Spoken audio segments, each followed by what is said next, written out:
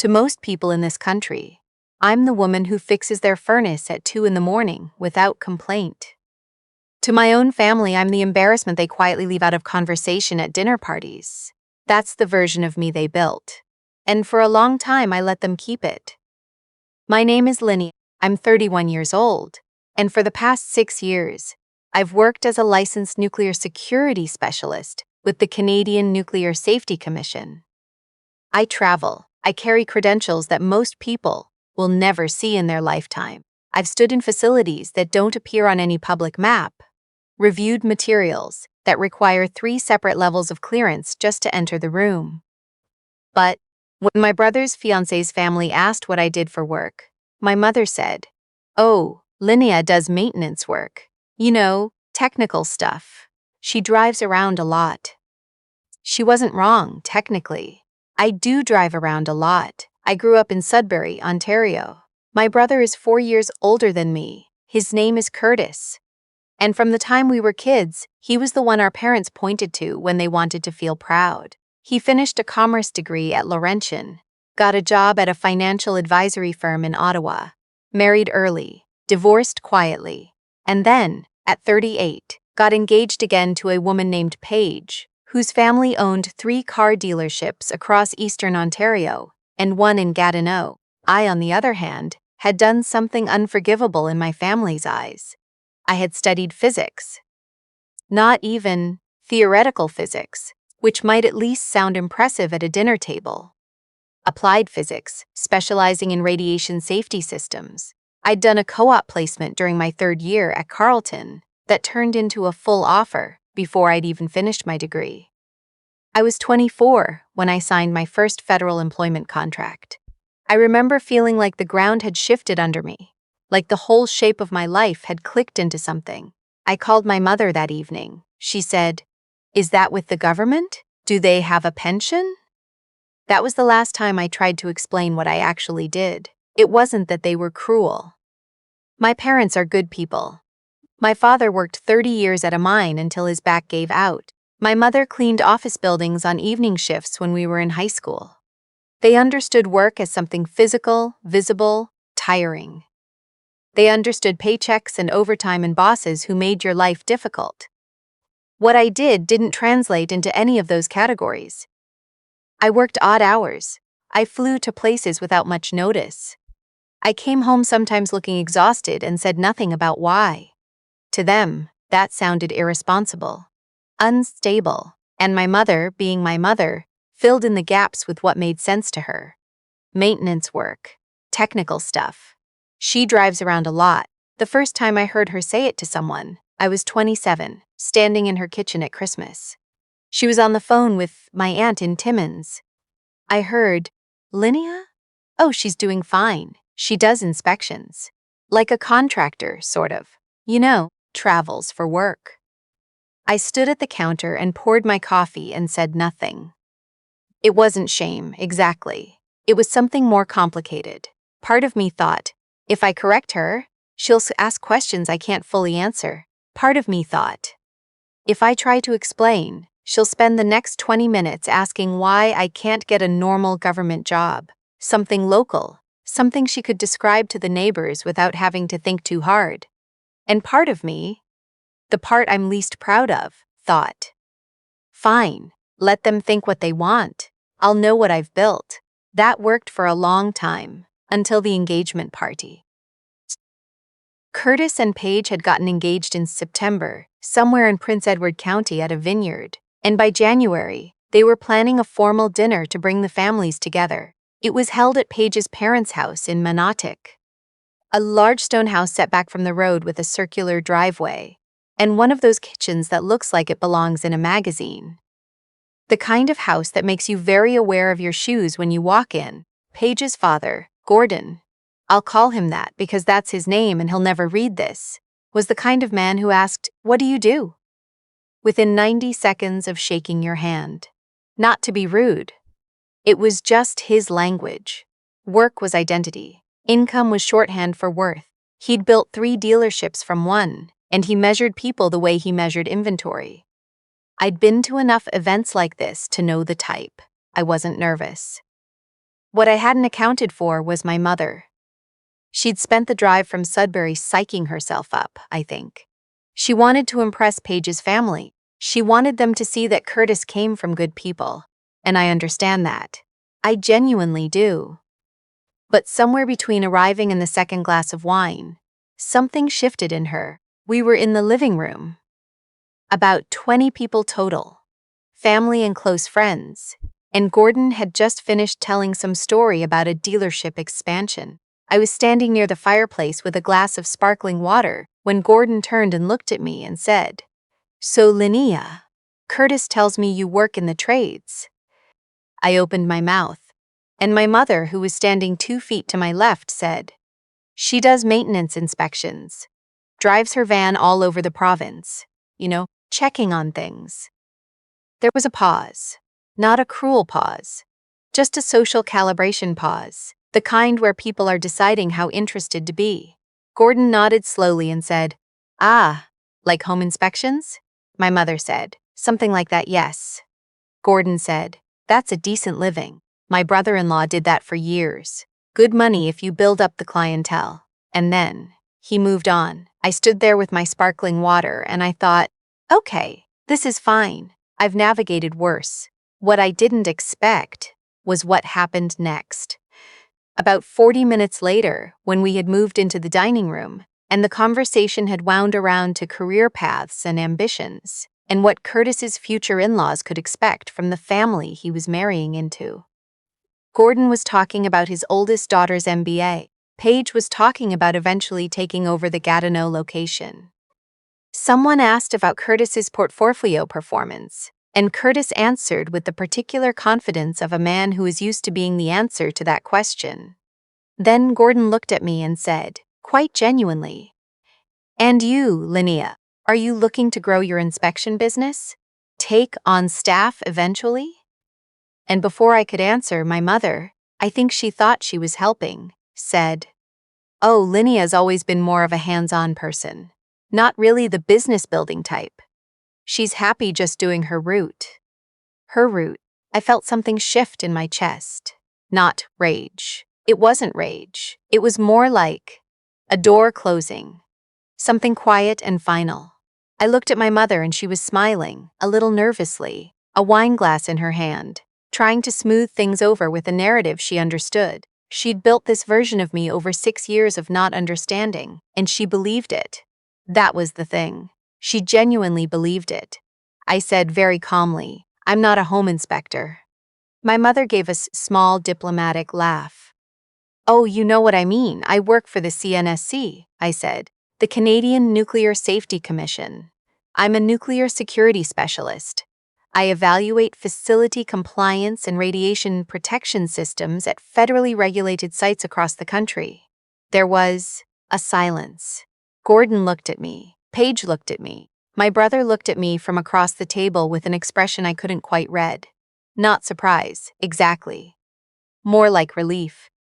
My mother laughed again, a little more uncertainly this time. "Well, she does drive a lot." One of Paige's aunts said, "Nuclear? Like power plants?" "Among other facilities, yes," I said. "Do you have to wear one of those suits?" "Sometimes," I said, "depends on the site." Gordon leaned back in his chair and looked at me differently then. Not with awe. I don't need awe. But with recalibration. The same mental adjustment he probably made when someone walked into a dealership in old clothes and paid cash. My mother was quiet for the rest of the appetizers. I want to be clear about something. I didn't plan that moment. I wasn't waiting to humiliate anyone.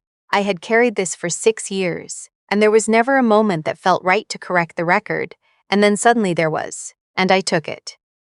But the evening wasn't over. About an hour after dinner, while people were having coffee and the kids were running through the back hallway, my phone buzzed. Then again, then again. 3 times in quick succession, the pattern I'd learned to recognize. I looked at the screen. The message was from my supervisor, Dr. Carol Anand, one of the senior directors at the commission. It read, "L. Urgent situation developing at the Chalk River site. We need you on a call in 20. Are you reachable? Chalk River." the National Laboratory in Deep River, one of the most significant nuclear research sites in the country. I set down my coffee cup and said, quietly, to no one in particular, "Excuse me for a moment." I stepped out through the side door into Paige's parents' backyard. It was January. The cold hit me immediately.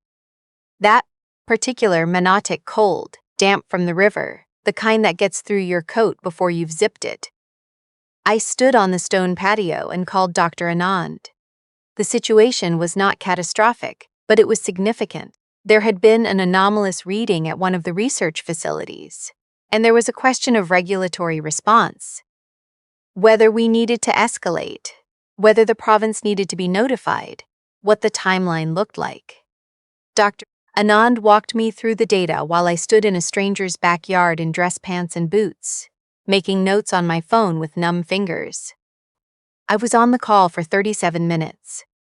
When I came back inside, the party had shifted. People were in the kitchen now, someone had put music on, and the table had been half cleared.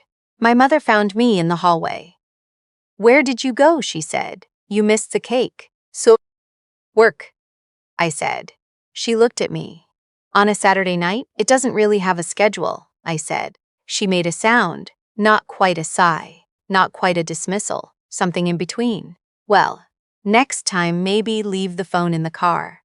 I looked at her for a moment. I said, "Mom, the call was about a facility in Deep River. If the situation had escalated, I would have been driving there tonight." She blinked. "Tonight?" "Tonight," I said. "Because that's what the job is." She didn't say anything. And for the first time in a long time, the silence felt like it actually contained something. Not understanding, maybe, but the beginning of it, the edge of it. I went and found Curtis in the kitchen. He handed me a plate with a piece of cake on it, a slightly squashed piece, the corner one with extra icing, and he said, "The CNSC thing. That was really why you couldn't come to my first wedding, wasn't it?" It wasn't a question. "Yes," I said. He nodded. He picked up his coffee. He said, "Mom told everyone you had food poisoning." I ate the cake. It was good cake. Lemon with a buttercream frosting, the kind that's too sweet if you eat more than one piece, but perfect for one. "I know," I said. "The thing about having a job that no one in your family fully understands is that you stop trying to bridge that distance. You get used to living in two separate realities.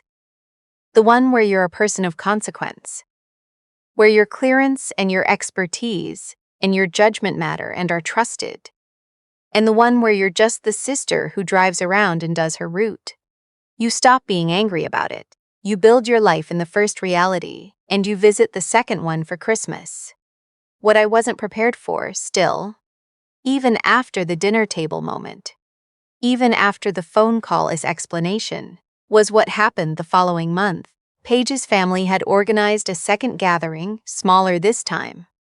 Just the two families plus a few close friends. A Sunday brunch at a hotel in downtown Ottawa.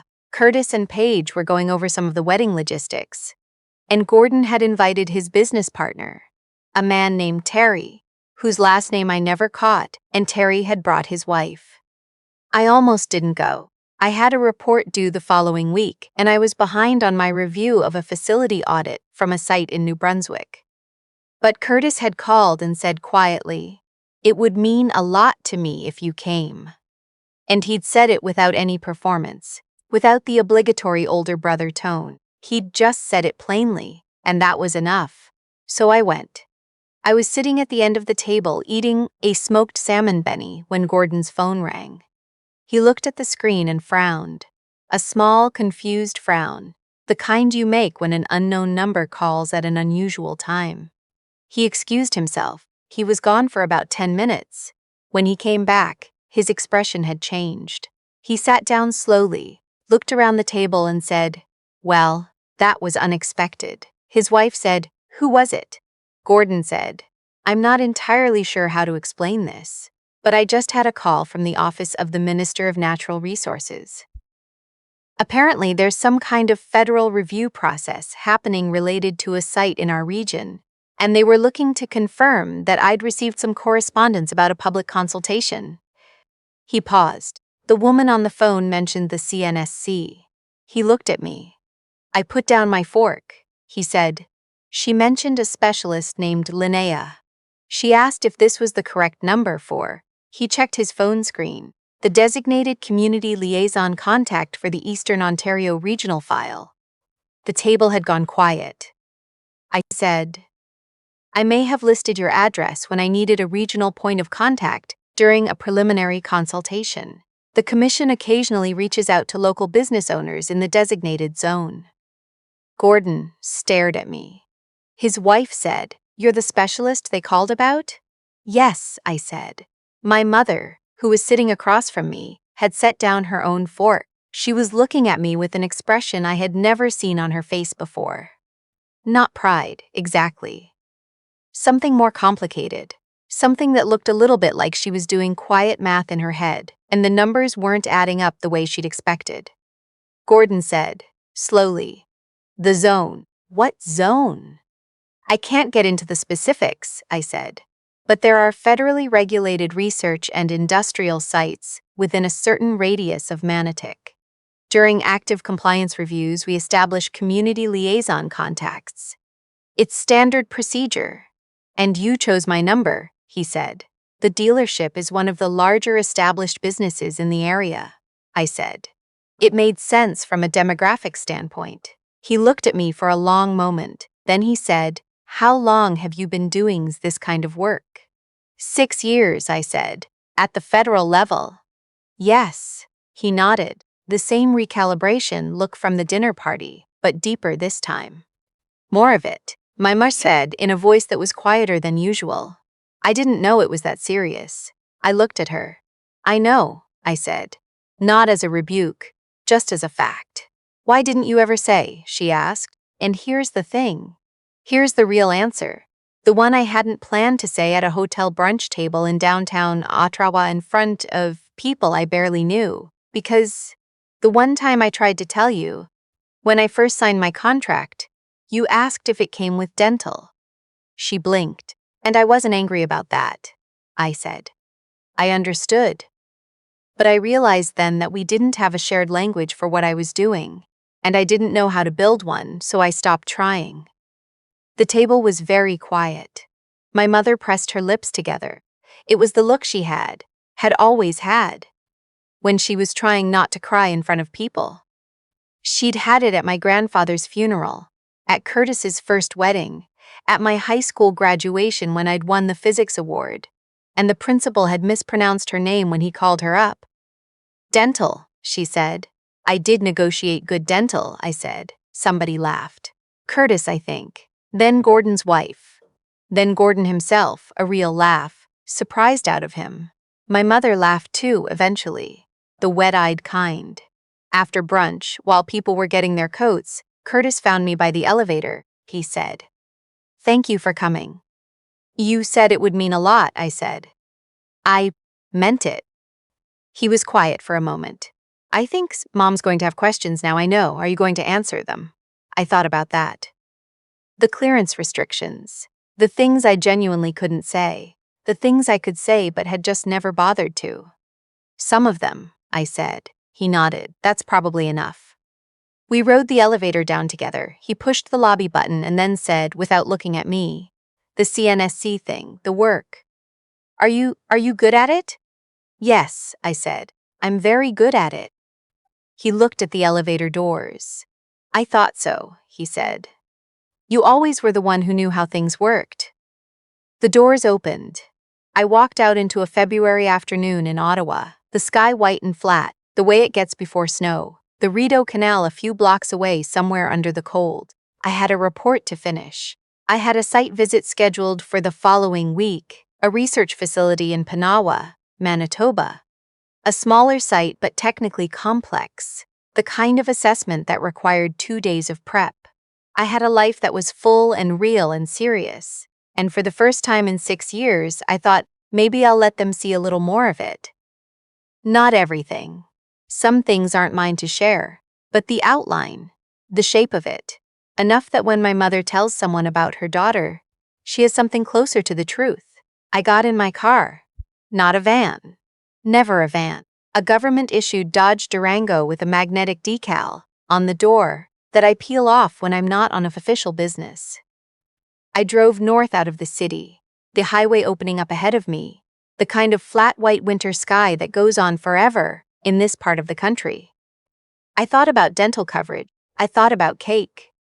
I thought about my brother in the elevator, saying, "You always were the one who knew how things worked." I turned on the radio. I drove.